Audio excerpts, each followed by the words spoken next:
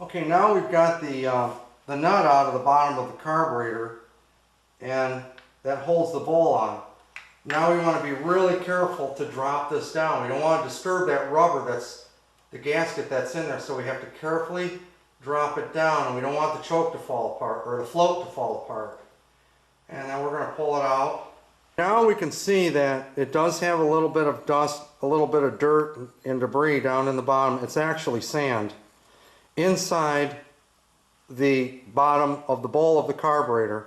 Now our next thing we're going to do is clean this out and spray some carb cleaner up around the bottom, and then we're going to take our cutting torch tip cleaning kit, and we're going to poke it up through the center of the ventura in the bottom of this carburetor and make sure there's no obstructions in there. So this will make positive that the hole is open to feed the gasoline up inside and run it into the engine.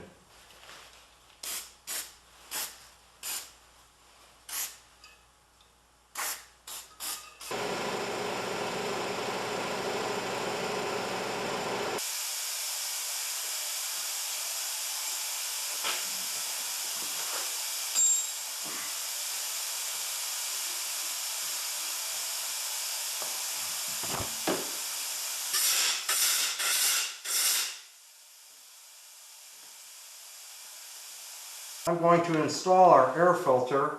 Now we have this top plate that goes over here. It has to line up to let the air come through. Now this just pops on like that. And we're going to take our filter and just screw it down in here. It'll eventually bottom out.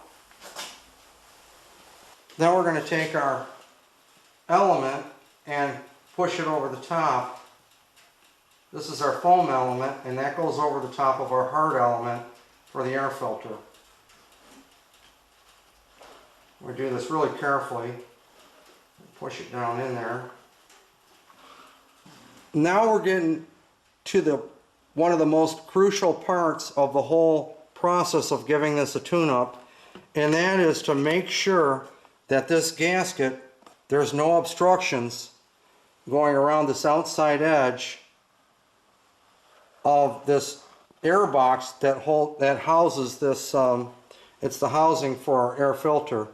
Now if we have a leak, what's going to occur is our fuel pump that's right here will no longer be able to pump the diaphragm from the back pressure from the piston inside the engine, and you will have either it will not start or it will cough and sputter until this air box is fastened down thoroughly and sealed off, so the sealed system can do its job.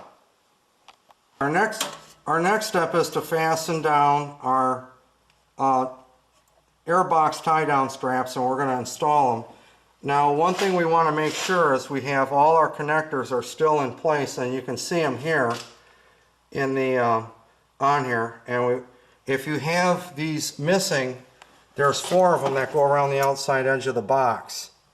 And if you have them missing, see there's one right there, and then there's one more in this corner. Let me see if I can get some light on it. That's our 4th one right there. If these are missing on your golf cart, you're going to have to figure out a way to strap this down or replace this air box, the lower part of this, or the upper part if your tabs are missing off of it. Now fortunately mine aren't, they're still okay, so we're going to fasten those down right now, and then we're going to put the air box back together. These go on fairly easy. That's how fast they go on. We're going to make sure you put the gripper to the outside edge. Just tuck it on there and lift up a little bit. You want to be careful. You don't want to break these.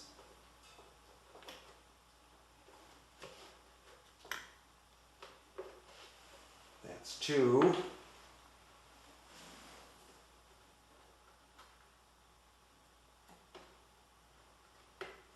That's 3.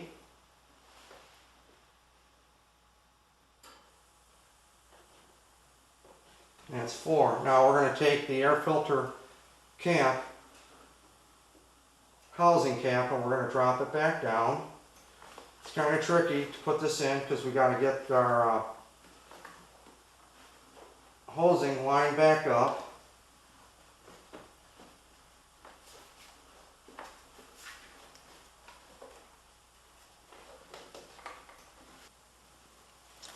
Okay, now we have to run our hosing back in for the carburetor where it feeds from the air box.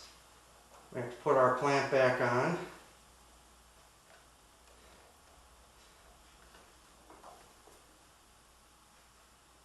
Fairly tricky to do.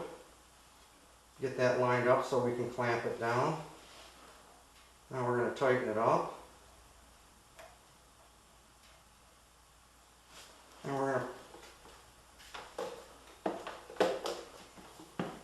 now that we have our air filter box lined up, it's nice and tight, we're going to take our clamps, pull them up over and strap it down. This will assure to have a good vacuum seal to run our fuel pump to make sure we get fuel up in the carburetor.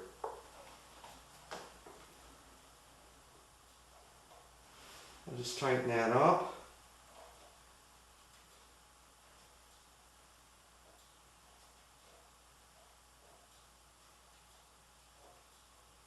Now the next step is to replace the spark plug. This is about the last thing we're going to do here. And pull that out. That's our spark plug right there. And we're going to take a 13/16 socket and socket wrench and or our socket wrench. Put it down over the top of it.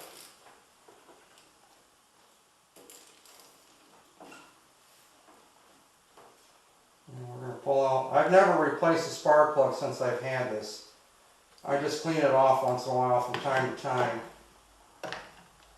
And it usually starts, but this time I'm putting a new one in.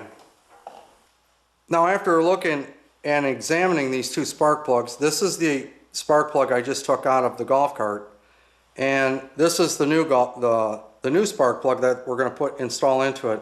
Now I did notice the electrode is further and taller going down into the chamber than this spark plug that was in here when I got it originally.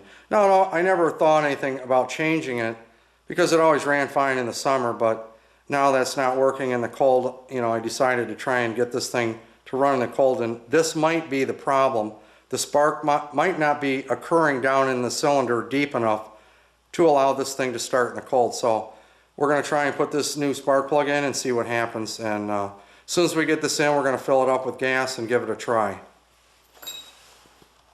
We'll just set it down in there and start the threads by hand because this is aluminum and we want to make sure we don't strip the threads when we install the new spark plug. So we'll just start it in there by hand. Once it starts going down a ways, then we can put the wrench on and tighten it up. Now not too tight, just all we want is the compression seal to go down and collapse, and we're going to stop at that point. We don't want to sit there and crank this thing because it'll rip the threads out. Put the cap back on.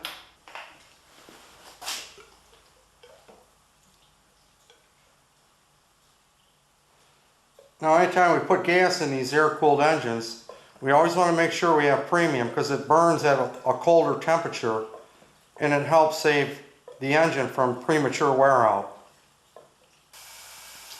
Okay, now I've got the gas all filled up in the tank, and now it's going to take a little bit of time for the engine to turn over to pump the fuel to fill up the carburetor.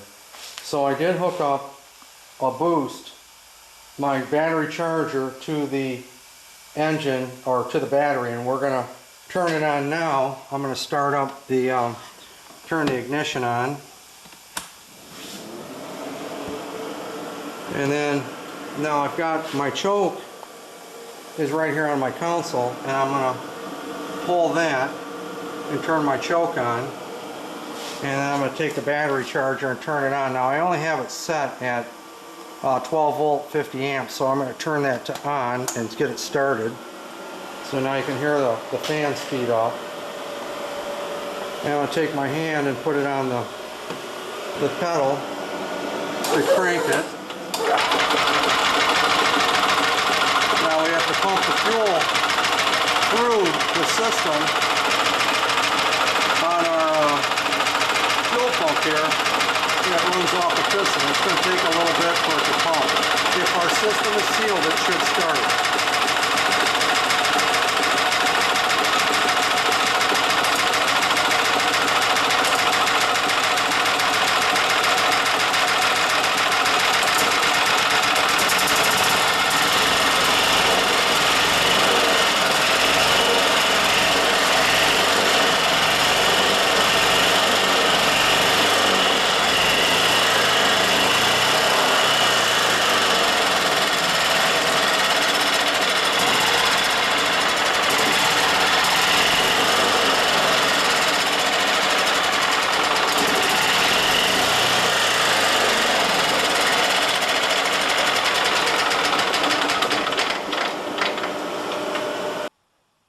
I shut the heat off last night in the garage and let the golf cart cool down, so it's really cold inside the garage. It's only about, it's in the teens, the temperature outside right now, probably between 15 and 18 degrees.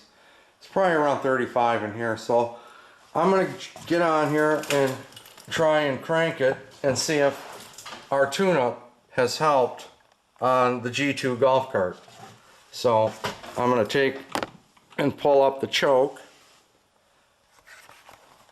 and then I've got to turn the ignition on, put it neutral,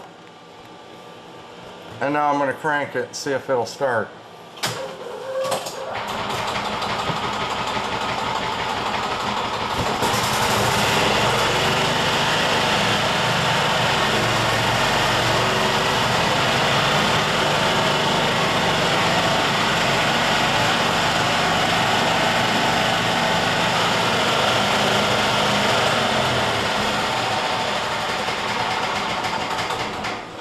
Okay, that's now the first time that's happened in about 6 to 7 years, starting up in the cold. So at least our tune-up did help, and my next step is to take it outside in the snow and take it for a test drive.